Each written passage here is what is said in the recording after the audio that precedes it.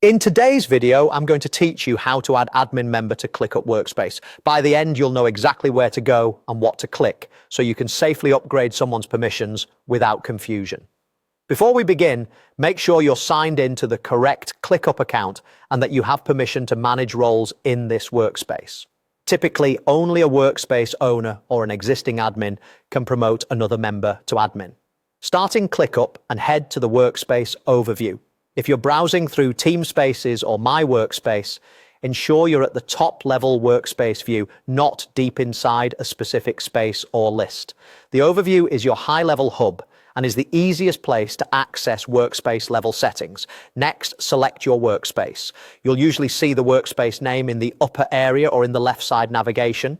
Clicking it helps you confirm you're managing the right place, especially if you belong to multiple workspaces. From here, go to the People section. This is where member management lives. In People, you can see everyone who belongs to the workspace along with their access level. It's also where you'll adjust roles. Look for the role column beside each person's name.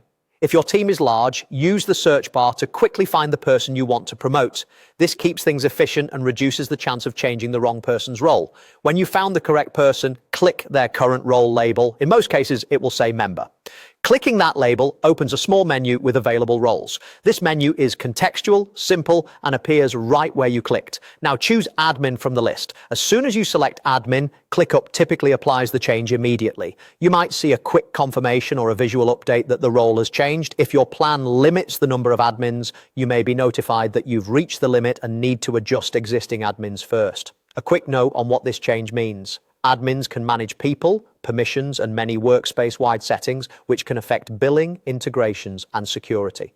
Only assign admin to someone who truly needs that level of control. If you ever need to reverse it, repeat the same process and switch the role back to member.